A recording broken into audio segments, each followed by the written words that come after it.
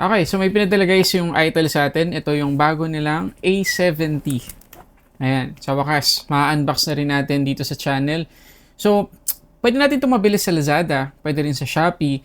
Yun nga lang, may malaking difference yung variants, tsaka yung kulay, kung saan man tayo bibili. Kapag sa Lazada tayo bibili, ang kulay na pwede lang nating piliin doon ay black at saka blue. Pero kung pupunta naman tayo sa Shopee at gusto nating doon bumili, pwede nating makuha yung gold na nandito sa picture. Pero yung i-unbox natin ngayon ay kulay blue.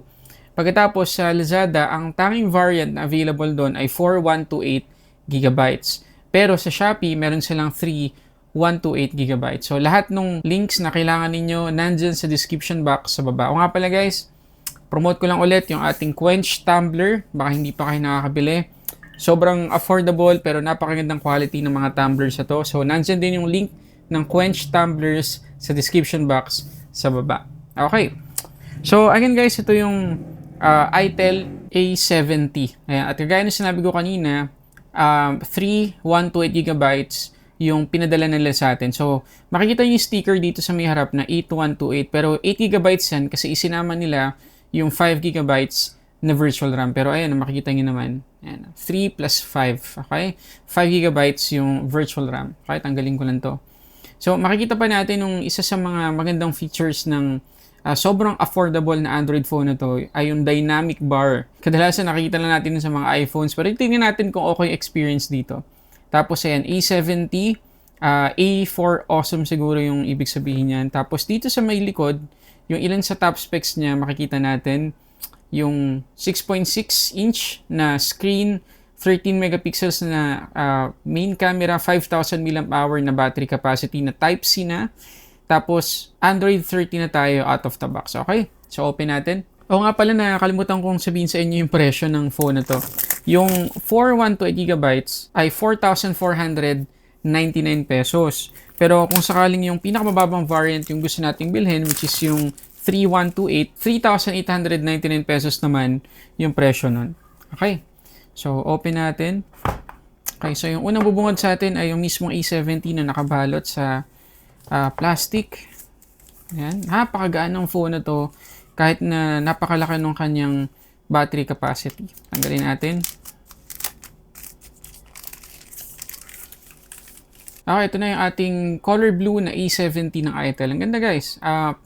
To be honest, talagang mukhang iPhone yung kanyang camera module. Although, ang nakaprotrude lang ay yung dalawang camera lens tsaka yung flash. Ayan, no? Pero sa malayo, sa unang tingin, kung hindi mo tititigan, baka masabi mong iPhone yung phone na to. Okay, tapos ayan, matte finish yung kanyang likod. Flat na yung sides natin. So, comfortable siya hawakan. Tabi muna natin to. Tingnan pa natin yung ibang laman ng box. So, meron tayo ditong documentations. Ayan, yung ating user manual or yung warranty policy. Ayan. Tapos, ito yung ating case. Check natin yung kanyang case. Okay, yung case niya guys ay parang TPU. TPU case na siya. Hindi na siya jelly. Ano, tapos meron siyang ring dito sa likod. Parang iPhone talaga eh. Try natin ilagay. Oh, di ba? Wow, parang iPhone talaga, guys. Galing ah. Galing yung ginawa ng itel. Ano. Sipin mo for less than 4,000 or around 4,500 pesos, may ganito ka nakagandang phone. Tanggalin natin tong plastic sa likod. Tapos dito sa ilalim ng box, makikita natin ang ating 10 watts na charger. USB-A yung kanyang port, napakaliit lang. Yung ating USB-A to USB-C cable. At syempre, dyan sa gitna yung ating SIM ejector pin. Okay, so na-turn na natin ang ating itel A70. So, setup ko lang, kuha lang ako ng ilang mga benchmarks, mag-install lang ako ng ilang mga application at games, tapos balikan ko kayo. Okay, so tapos ko na yung setup guys, itong itel A70. Pag-usapan natin. Okay, so after ng setup, ang unang-una nating mapapansin agad-agad dito sa phone na to ay yung wallpaper, yung icons, pati yung pagkaka-arrange ng mga icons. Parang iPhone, parang naka-iOS tong phone na to. Overall, maganda naman. Hindi naman ako nag-cringe sa setup niya. Okay naman. Ngayon, tingnan natin ang bawat side. Dito sa may right side, makikita natin yung volume up and down buttons, pati yung kanyang power lock button na fingerprint scanner na din. So, test natin kung okay yung speed. Isang dampi. Ma-unlock naman. Isang dampi, ma-unlock naman. At hindi rin ganun kaarte yung kanyang animation kapag ina-unlock natin. So, hindi nakaka-istorbo. So, okay naman. Dito sa kabilang side, maliban sa SIM tray, wala na tayong makikitang kahit ano. So, check natin. Okay, so ito guys, yung kanyang SIM tray. So, makikita nyo naman na meron tayong dedicated micro SD card plus dual SIM. At dito naman sa may ilalim, yung ating single firing speaker, USB-C port, main mic, at yung ating headphone jack. At dito sa harap, kagaya ng kanina pa natin nakikita, meron tayong self camera sa loob ng notch. Tapos medyo makapal-kapal yung ating chin, pero para sa presyo, hindi pa rin yan ganun kakapal. Ngayon, kung curious lang kayo sa haptic feedback ng phone na to, very basic, talagang entry level. So, pinatay ko na lang. At kung ang pag-uusapan naman ay yung quality ng kanyang single firing speaker, well, very entry-level din yung quality, hindi ganun kaganda, pero saktong-sakto lang yung max volume. Ngayon, para naman sa Wi-Fi connectivity, hanggang 2.4 GHz connection lang yung pwede. Ngayon, kagaya nung nakita natin sa box kanina, meron itong tinatawag na dynamic bar. So, yung parang nakita natin sa iPhone na dynamic island na merong animation dito sa may notch kapag meron tayong notification, ganyan, tawag, alerts, or kapag i-charge natin yung phone. So, ganun na ganun din to. Punta lang tayo sa settings, tapos hanapin natin yung special function. Ayan o. Dynamic bar. So, pwede nating i-disable, i-enable yung mga gusto natin at ayaw nating mga alerts or notification na mag-activate dun sa dynamic bar. So, ngayon, i-test natin siya kapag i-charge. Tingnan nyo yung animation niya. Okay. Ayan o. Nung sinaksa ko siya sa charger, nakita ninyo, nagmukhang iPhone XR or iPhone XS. Ayun, kita nyo, ang galing, diba? So, okay naman. Hindi naman siya gimmick lang. Useful naman kahit papano. Ngayon, pagdating naman sa display, 6.6 inches yung size niyan, IPS LCD, HD Plus lang or 720p yung resolution natin. At syempre, yung ating refresh rate ay 60Hz lang. Ngayon, kung tatanungin nyo ako sa quality at color reproduction ng kanyang display, well, para sa ganitong presyo, hindi na ako magreklamo. Actually, sobra-sobra pa yung binigay sa atin ng Itel. Hindi naman siya bluish, hindi naman siya yellowish. Saktong-sakto lang. Pero as expected, yung kanyang wideband security level 3 lang. So, hindi tayo makakapag-play dito ng mga HD content sa mga streaming services. Okay, ngayon naman pagdating sa performance, naka-Android 13 tayo dito. Tapos, Unisoc T603 yung kanyang chipset, 3GB or 4GB of RAM, at 128GB of internal storage. Okay, kung meron siguro akong gustong improve dito sa Itel A70 ay yung mga bloatwares. Medyo madami-dami yung bloatwares na makikita natin dito pagka-setup natin. So, kailangan pa nating i-uninstall or i-disable para makatipid tayo sa storage at sa RAM. At speaking of RAM, meron tayong MEMfusion dito or virtual RAM. Punta lang tayo sa special function ulit, tapos MEMfusion. Up to 5GB of RAM yung pwede nating i-add sa 3GB or 4GB na physical RAM. So, malaki-laki naman yung madadagdag. Pero tingnan natin ang impact sa overall performance ng kanyang virtual RAM. Okay, so ito yung ating Antutu score. Kapag naka-on yung MEMfusion, meron 3GB of additional virtual RAM dito. 147,305. So, very decent na para sa presyo. Pero tingnan natin kung may i-boost pa yung performance kapag in-off natin yung MEMfusion. So, ito guys. 149,769.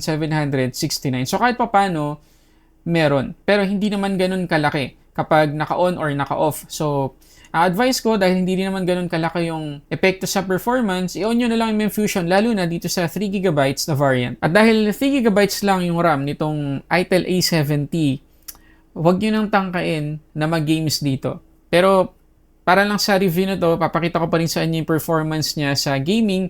At disclaimer, hindi ito compatible sa Asphalt 9. So, Asphalt 8 lang yung matetest natin ngayon. Okay, ayan. Una sa lahat, makikita nyo na napatakbo naman ito ng maayos yung Asphalt 8. Maganda naman yung graphics. Okay naman. Diba? Kayang-kaya naman niya. Pero again, hindi ko ina-advise na mag-games kayo dito kung ayaw nyong ma-stress dahil napakaliit lang talaga ng RAM nito. Pero pwede nyo namang subukan, lalo na yung mga basic games lang or casual games. Pagdating naman sa kanyang camera, meron tayong 13 megapixels na main shooter, tapos yung secondary daw ay AI, tapos yung ating selfie camera ay 8 megapixels. Okay, so tingnan natin ang mga sample photos at videos kuha sa camera ng Itel A70.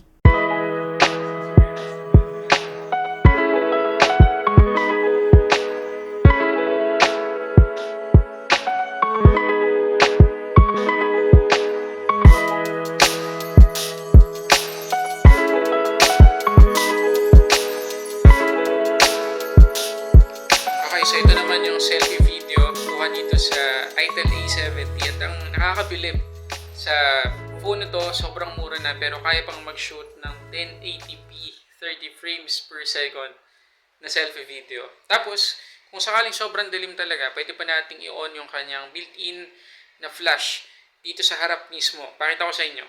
So, ayan guys.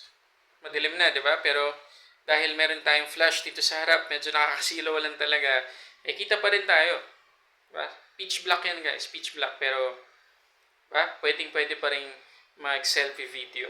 Okay, so ngayon naman ay yung kanyang battery performance. So, meron tong 5,000 mAh na capacity. At capable lang to sa 10 watts na charging. So, napakabagal nun, lalo na sa taong 2023. Pero again, considering the price, okay na yan. At ang bonus pa natin dyan, naka-USB-C na tayo. Ayan, USB-C port na. So, para lang magkaroon kayo ng idea, tingnan natin yung kanyang wildlife stress test result. Okay, so makikita ninyo na after ng almost 30 minutes na tuloy-tuloy na test, 4% lang inabawas sa ating battery. So, not bad. Tipid naman siya. Pagdating sa temperature, 1 degree lang yung nadagdag. Ngayon, para mabigyan lang kayo ng idea sa kanyang charging speed, kumuha lang ako ng counting charge dito bago ko gawin tong second part ng video. So, nag-charge ako ng 8% or nagdagdag ako ng 8% dito sa battery ng ating Itel A70.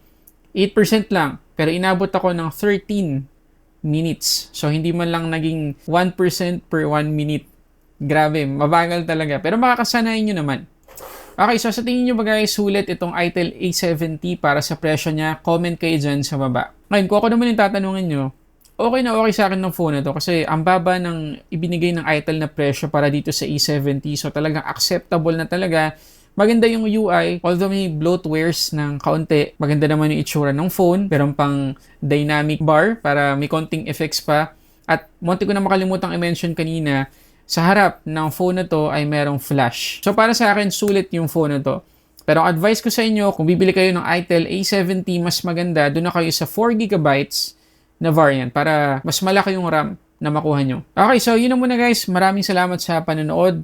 At kung gusto nyo itong bilhin, nandiyan yung link sa description box sa baba. So yun muna guys. Maraming salamat sa panonood para sa samat-saring unboxing and reviews. This is Sulit Tech Reviews.